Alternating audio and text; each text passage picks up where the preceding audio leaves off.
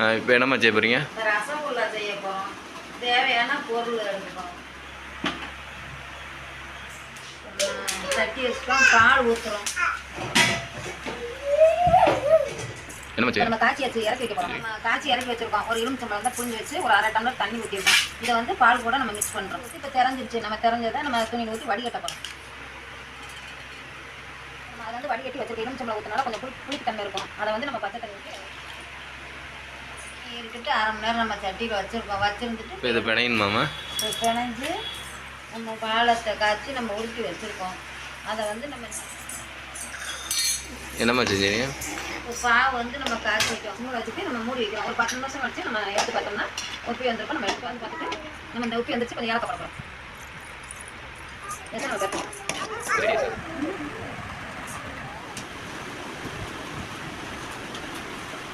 எப்படி இருக்குது டேஸ்ட்டு?